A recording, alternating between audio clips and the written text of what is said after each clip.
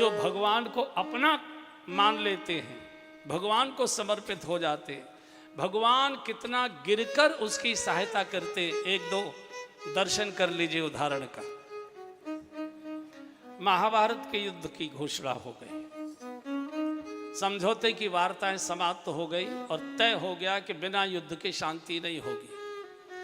तो भगवान श्री कृष्ण से सहायता मांगने के लिए एक दिन दुर्योधन भी गया और संयोग से उसी दिन अर्जुन भी पहुंचा। भगवान द्वारिका में अपने महल में शयन कर रहे थे या सोने का नाटक कर रहे थे, तो भगवान जाने मिलेंगे तो पूछेंगे, लेकिन पीताम्बर ओढ़कर वो सो रहे थे। तो पहले दुर्योधन पहुंच गया। अब दुर्योधन तो अहंकारी है, तो सिरहाने के ओर एक भगवान के सिर की ओर, तकिया की ओर एक सोफा पड़ा था, जाकर वो उस पर बैठ गया। थोड़ी देर बाद अर्जुन पहुंचा। अर्जुन तो भक्त है और भक्त तो हमेशा भगवान के संतों के चरणों में बैठा करता है। तो अर्जुन भगवान के चरणों में बैठ गया। शास्त्रकार कहते हैं कि युद्ध तो अर्जुन उसी दिन जीत गया था जिस दिन भगवान के चरणों में बैठ गया था। चूंकि व्यक्ति सो रहा है और सोते जग के जब वो जगता है, चादर ऊपर से हटाता है, तो सबसे पहले दृष्टि उसके पैरों की ओर जाती है। सिर की ओर चश्मा बाद में देखता है, कहाँ रखा है तकिया के नीचे, पहले पैरों की ओर दृष्टि जाती है। तो भगवान जागे, पीताम्बर हटाया तो देखा सामने अर्जुन बैठा है। अरे पार्थ, तुम कब आए? बोले प्रभु अभी आया। कैसे आए? बोले बस आशीर्वाद लेने आए। तो पीछे से दुर्योधन बोल पड़ा, सोफे पर बैठा था सिरहाने के ओर, प्रभु मैं भी आया हूँ और इससे बहुत पहले आकर बैठा हूँ। भगवान ने अच्छा अच्छा अच्छा अच्छा तुम भी आए हो? हाँ मैं भी आपसे आशीर्वाद लेने आया। भगवान ने कहा देखो भैया, आप दोनों मेरे अपने हो, आशीर्वाद मैं दोनों को दूंगा। मेरे पास दो चीजें हैं, एक तो मेरे पास नारायणी सेना है, एक मेरी नारायणी सेना ले लो, और एक मैं हूं निहत्था, एक मुझे ले लो। बंटवारा पूरा हो गया। और मांगेगा पहले अर्जुन, क्योंकि छोटे को पहले दिया जाता है। प्रसाद आया हो घर में तो पहले छोटे बच्चों को बांटा जाता है, बड़ों को बाद में दिया जाता है। तो दुर्योधन घबरा रहा है कहीं सेना न मांग ले। अर्जुन ने कहा प्रभु मुझे आप चाहिए। भगवान ने कहा मैं युद्ध नहीं करूंगा। बोले कुछ नहीं करोगे, मेरे साथ बैठे तो रहोगे, मेरा तो इसी से बेड़ा पार हो जाएगा। बोले नहीं, मैं खाली किसी की रोटी नहीं खाता, तेरा रथ हाँक दूंगा। बोले फिर तो मेरा बेड़ा पार हो गया। जिसके जीवन के रथ की डोर द्वारका नाथ अपने हाथ में ले ले, उसका तो रथ पार ही जाएगा, उसको कौन हरा सकता है। आनंद हो। दुर्योधन बड़ी जोर से खिलखिला कर हंसा रे, विनाश काले विपरीत बुद्धि मूर्खों को मांगना भी नहीं आए, युद्ध का समय यही नचकैया का रास रचाया जाएगा युद्ध में। और दुर्योधन सेना लेकर आ गया, सेना लेकर आ गया। युद्ध तो अर्जुन उसी दिन जीत गया था। एक दिन भगवान ने अर्जुन से पूछा, क्यों भाई अर्जुन एक बात बता, तुझे यार मांगना भी नहीं आया? युद्ध का समय था, सेना मांगनी चाहिए थी, मुझ निहत्थे को मांगकर तू क्या चाहता था? युद्ध नहीं जीतना चाहता था क्या? अर्जुन ने कहा गोविंद मैं युद्ध हारने को तैयार हूं, पर हरि को हारने को तैयार नहीं। मुझे हरि चाहिए, मुझे युद्ध नहीं चाहिए। और जो हरि को स्वीकार करता उसकी हार कभी होती ही नहीं है, उसकी हमेशा जीत ही जीत होती। तो जो भगवान को समर्पित हो जाता है, पांडव पूरे भगवान को समर्पित हो गए, द्रौपदी भगवान को समर्पित हो गए। और किस सीमा तक भगवान ने पांडवों की रक्षा की है। एक बार जब उसकी सेना तहस नहस होने लगी तो दुर्योधन भीष्म पितामह के पास गया और भीष्म पितामह से कहा दादा आप आधे मन से युद्ध कर रहे हो या अंदर अंदर पांडवों से मिले हुए? बोले कैसे लगता है तुझे? बोले आपके रहते मेरी सेना गाजर मूली की तरह काटी जा रही है, आप हो और फिर भी मेरी ये दुर्दशा। बोले अच्छा ये यारो मेरे ऊपर पक्षपात का लगा था। जा, कल का सूर्यास्त तब होगा जब रणांगण में अर्जुन की लाश गिर जाएगी। अब भीष्म पितामह की वाणी तो कभी असत्य होती नहीं। चंद्र टरे सूरज टरे टरे जगत व्यवहार, भीष्म की वाणी तो सत्य होती है। ये समाचार पांडवों की सेना में पहुंच गया, शिविर में पहुंच गया कि कल भीष्म दादा अर्जुन को मारने वाले हैं। और अर्जुन नहीं बचे तो युद्ध का कोई अर्थ ही नहीं है। पूरे पांडवों में शोक छा गया, पूरा शिविर शांत हो गया, मसाले बुझा दी, भोजनालय बंद कर दिया।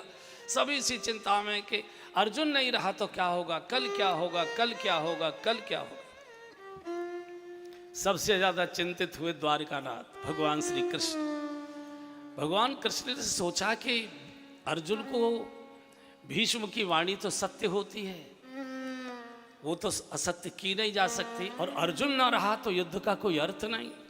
देखो तो सही अर्जुन क्या कर रहा है इस समय। तो भगवान पहुंचे अर्जुन के टेंट में, उघाड़ कर देखा तो देखा खर्राट लेकर सो रहा था।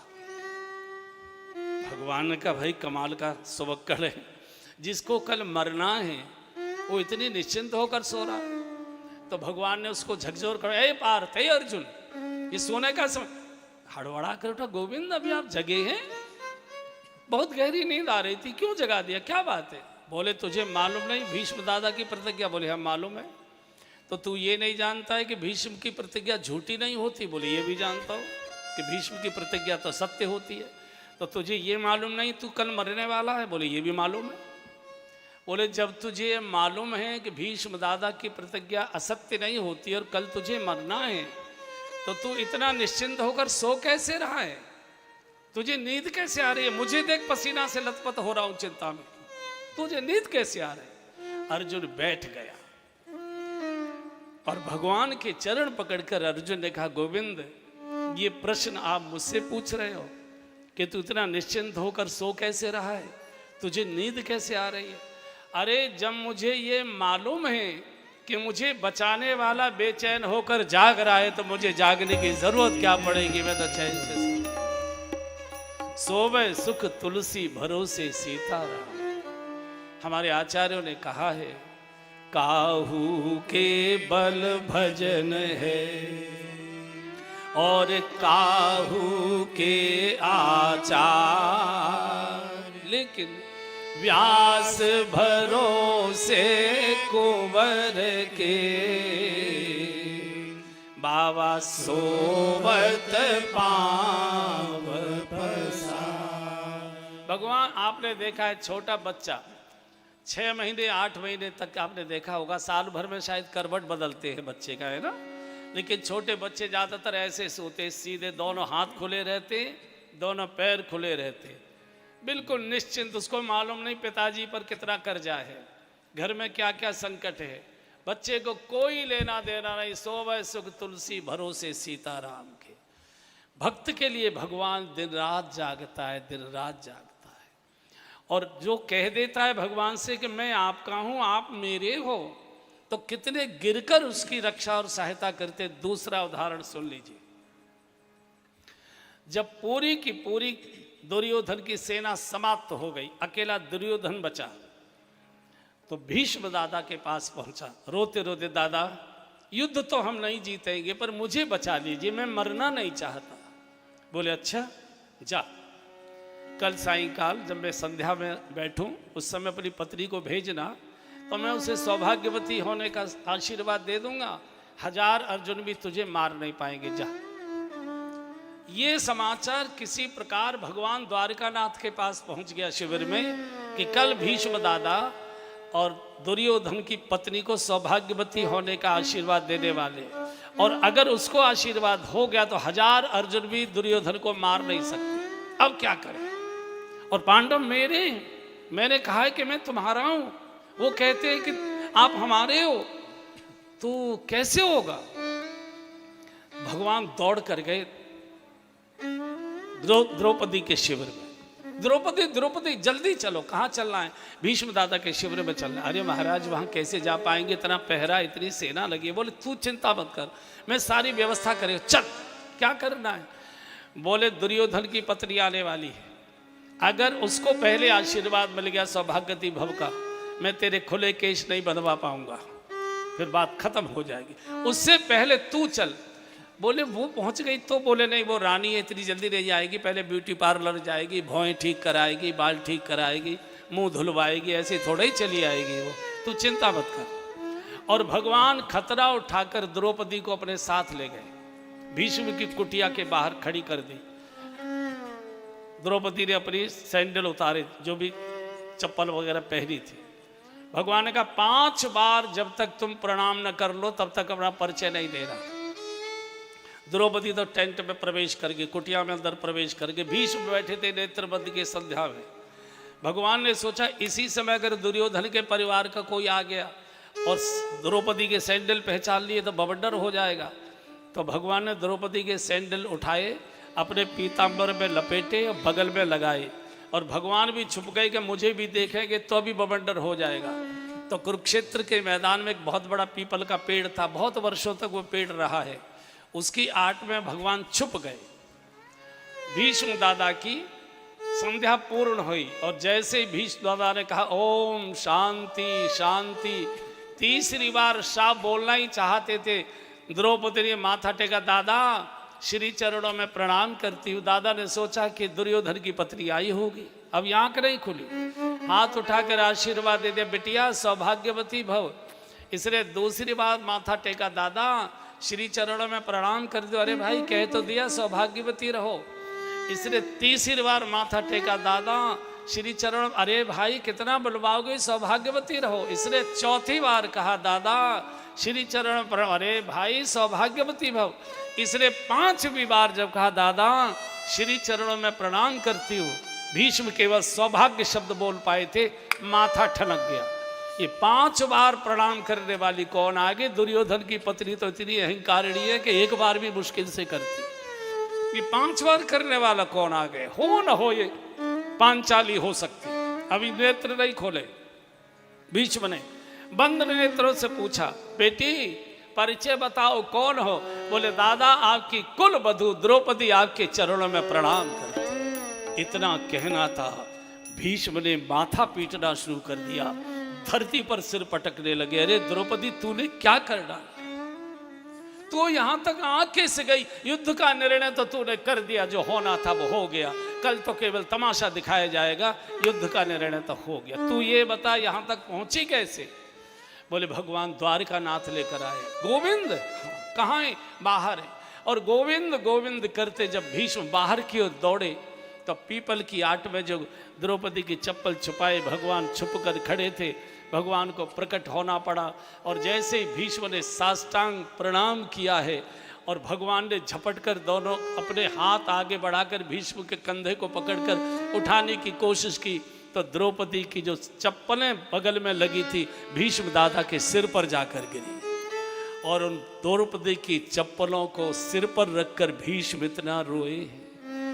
ऐसा भी कोई भगवान हो सकता है कि भक्त की चप्पल लिए लिए घूम रहा है? ऐसा हो सकता है? तो जो भगवान के अपने हो जाते, जिनको भक्त कह देता प्रभु मैं आपका हूं आप मेरे, तो भगवान कहते मैं फिर उसकी करूं सदा तीन के रखवारी, करूं सदा तीन के रखवारी, जिमी बालक राखई में तारी, जिमी बालक राखई में तारी। भगवान तरसता है कि मेरे यार एक बार तो मेरी ओर देख ले, एक बार तो कह दे कि तू मेरा है मैं तेरा। 2-2 कौड़ी के लोगों को कहते घूमते वो हमारे बड़े खास हैं, वो हमारे बड़े संबंधी हैं, वो हमारे बड़े प्रिय हैं, वो हमारे बड़े। अरे कोई नहीं होता है, ये संसार सब स्वार्थ का है, कोई नहीं होता है, सब दिखावा। जो कभी पराया नहीं होता वही भगवान है और कोई दूसरा। इसलिए हमारे ब्रजवासी आज तक गाते आ रहे हैं, मेरा कोई न सहारा बिनु तेरे, नंद लाल संवरिया मेरे। गाइए मेरा कोई न सहारा बिनु तेरे, नंदलाल संवरिया मेरे। ए जी मेरा कोई न सहारा बिनु तेरे, नंदलाल संवरिया मेरे। मैं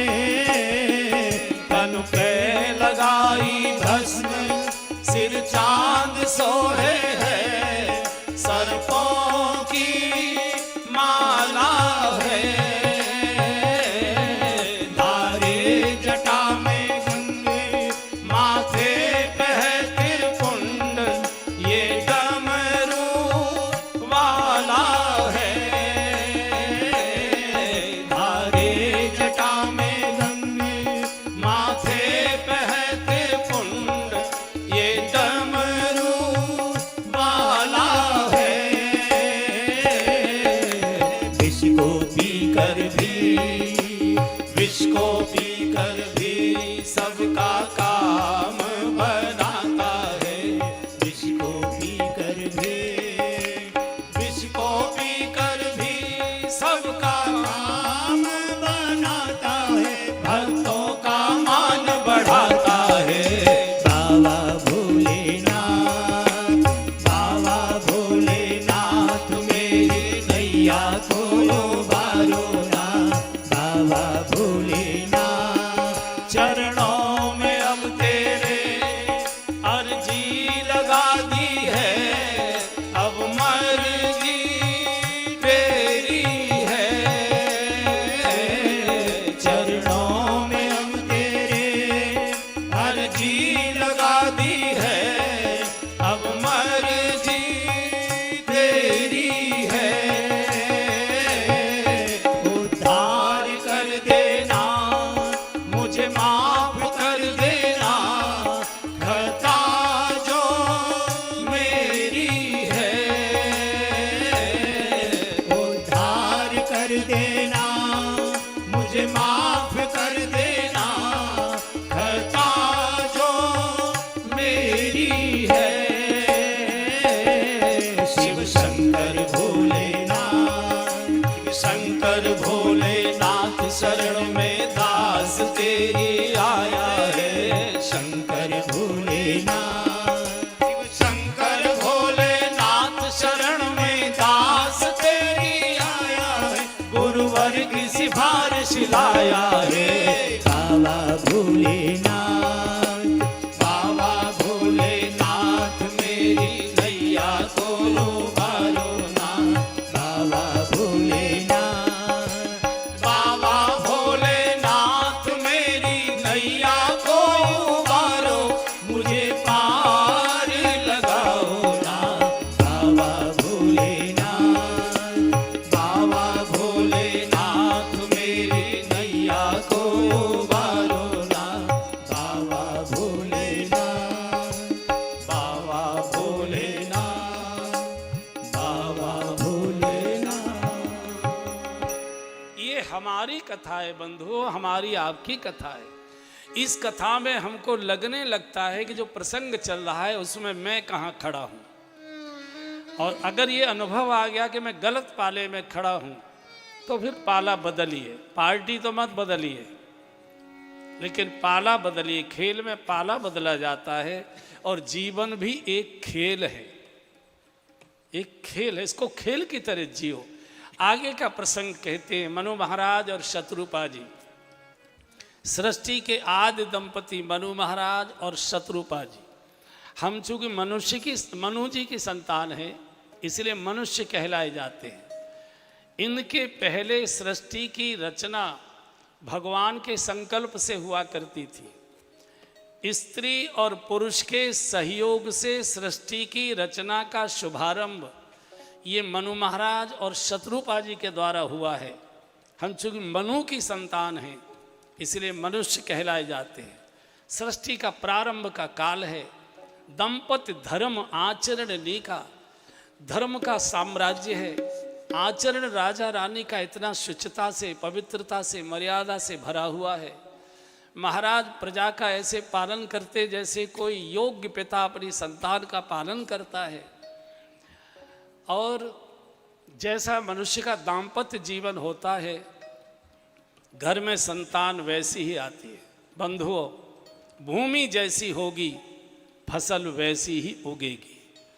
आजकल हम संतानों को बहुत दोष देते हैं। संतानें बिगड़ गई, संतानें बिगड़ गई, संतानें बिगड़। कोई नहीं बिगड़ा है, हमारा दाम्पत्य जीवन बिगड़ चुका है। दाम्पत्य जीवन शुचिता से, पवित्रता से, मर्यादा से, धर्म की सुगंध से भरा हुआ चाहिए। इस कलिकाल में भी महापुरुषों की कोई कमी नहीं है। आप जितने भी देश के महापुरुष देखेंगे तो इसी कलिकाल में पैदा हुए। गोस्वामी जी इसी में हुए, तुलसीदास जी इसी में हुए, रैदास जी इसी में हुए, मीराबाई इसी में हुई, कर्माबाई इसी में हुई, जनाबाई इसी में हुए, चैतन्य महाप्रभु इसी में हुए, डोंगरे जी महाराज भी इसी में हुए। बड़े बड़े महापुरुष सब इसी काल के हैं, कोई सतयुग का एक भी नहीं है। भूमि कैसी है? हम संतान को दोष बहुत देते हैं। संतान बिगड़ गई, संतान नहीं बिगड़ी।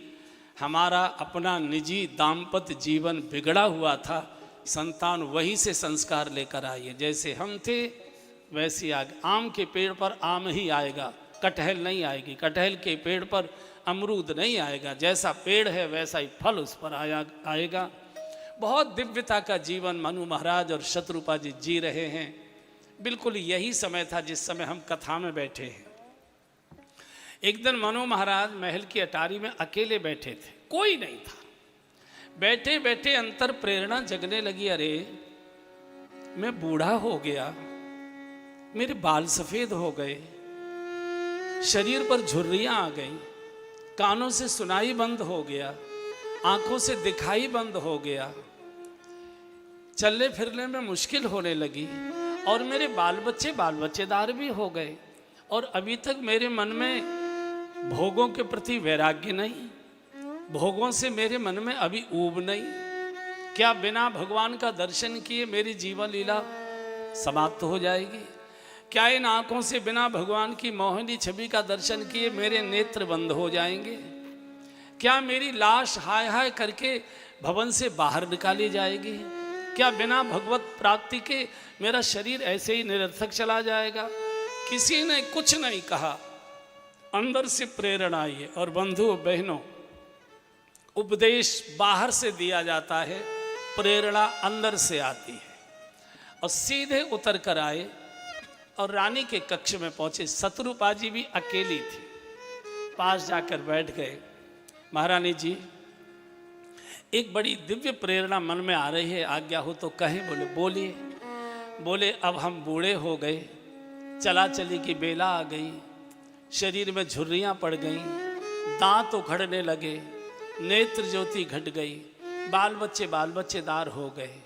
हमारी इच्छा ये कर रही है कि बच्चों को राजपाट सौंप कर और हम यहाँ से निकलें और भारतवर्ष के समस्त तीर्थों की यात्रा करते करते किसी एक तीर्थ में किसी संत के चरणों में बैठकर भजन करते करते जीवन का शेष समय कथा सुनते, भजन करते, जप करते पूरा करें। ऐसी प्रेरणा हो रही है। आपका क्या मत है? शत्रुपा जी के भी नेत्र डबडबा गए। राजन, मैं तो संकोच में बोल नहीं पा रही थी। बहुत दिनों से मेरे भी मन में ये विचार आ रहा था, लेकिन मेरी भी आपसे एक प्रार्थना है। कहिए।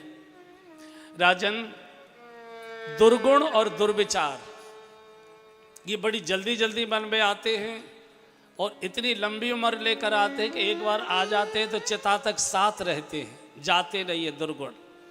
दुर्गुण बुद्धि से चला जाता है, लेकिन चिंतन से नहीं जाता, कभी मृत्यु के साथ ही जाता है।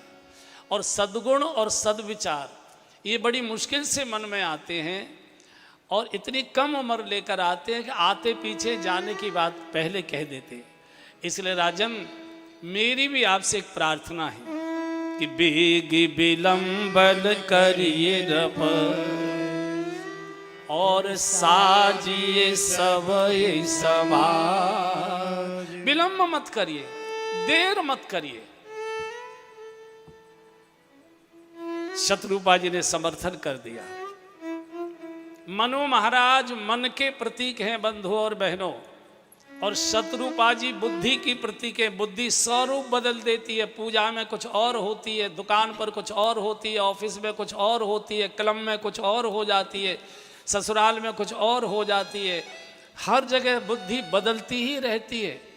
जब मन और बुद्धि एक सम्यक में आ जाए, एक साथ जुड़ जाए, तो घटना घटित होती है, चाहे शुभ हो चाहे अशुभ हो। मन तो चाहता है लेकिन बुद्धि मना करते नहीं, बदनामी होगी तो भी घटना नहीं घटेगी। बुद्धि कहती है दुनिया कर रही है, कर लो, क्या बात है, आटे में नमक मिलाने में कोई बुराई नहीं है, कथा में दान दे देना, ले लो कोई बात नहीं, दुनिया ले रही है, बड़े बड़े घोटाले हो रहे हैं, देखो कितने जज के यहाँ नोट निकल रहे हैं, कौन लेने में बुराई है, कुछ मंदिरों में दे रहा है, इसका दे रहा। तो ये बुद्धि और मन जब एक साथ सम्यक में आते हैं तो घटना घटित होती है, चाहे शुभ हो चाहे अशुभ हो। शत्रुपा जी ने समर्थन कर दिया। बेटों को बुला लिया, पास बिठाया और कहा, बेटा अब तुम सब प्रकार से योग्य हो गए और सब प्रकार की जिम्मेदारी वहन करने लायक तुम्हारी योग्यता भी अब हो गई है।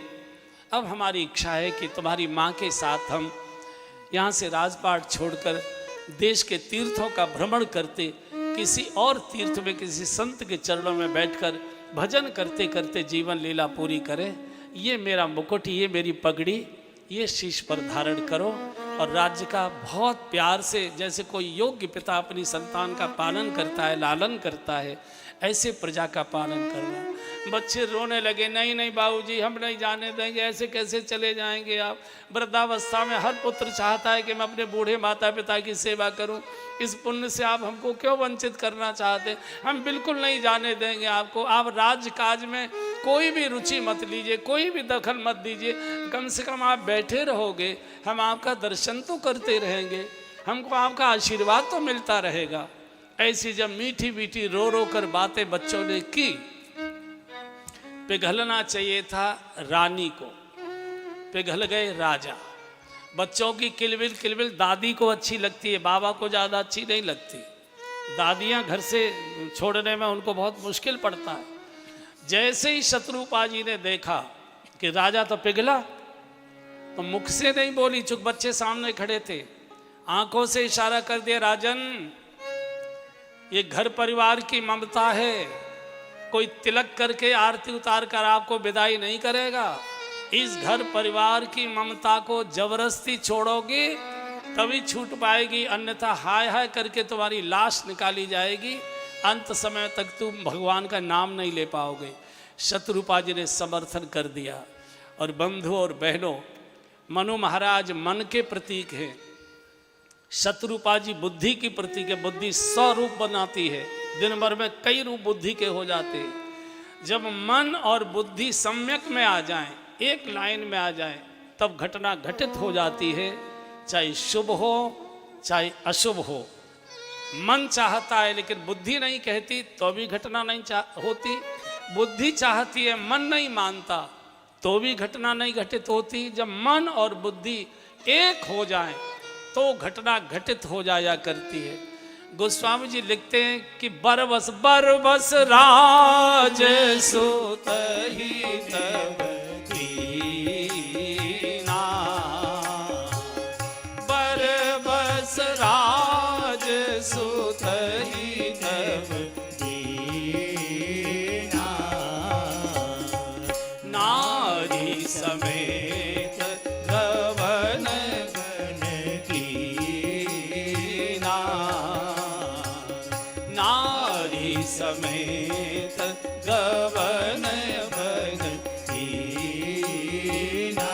कहाँ गए?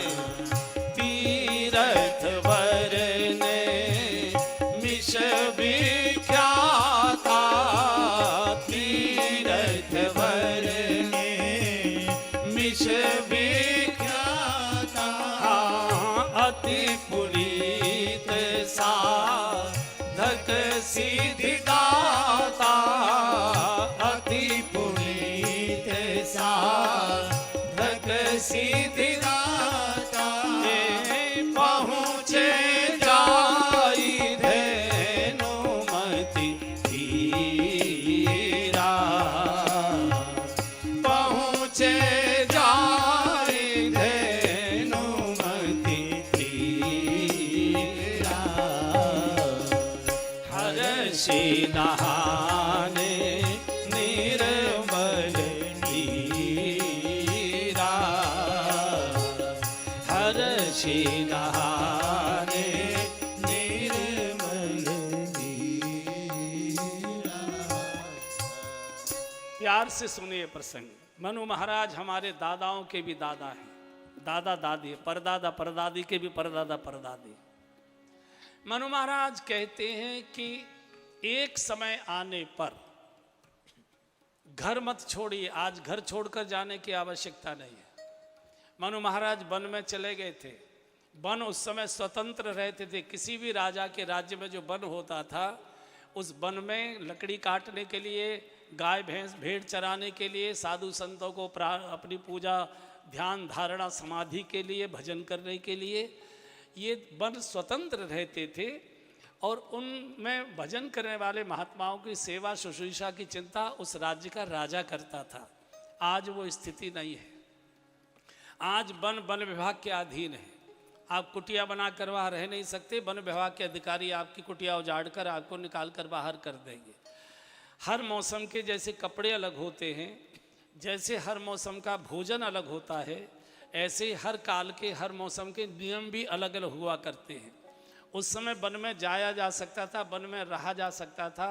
वन में रहने वाले साधु संत महात्माओं की रक्षा करने के लिए राज्य की व्यवस्थाएं रहती थी, भरण पोषण की भी चिंता रखती थी राज्य सरकारें। लेकिन अब वो स्थिति नहीं है, राज्य शासन बदल चुका है, दूसरे प्रकार का हो चुका है। अब राज्य के अधीन है वन, और बिना वन विभाग के अधिकारियों के आप वन में झोंपड़ी बनाकर नहीं रह सकते। अवैध रूप से रहिए, वो तो कभी भी उजाड़ देंगे फिर आपको।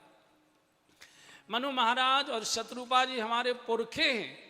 पुरखों ने लीक बनाई है कि एक समय आने पर घर परिवार तो मत छोड़कर जाइए, लेकिन चारपाई को भीतर से बाहर ले आइए, बाहर वाले कमरे में आ जाइए।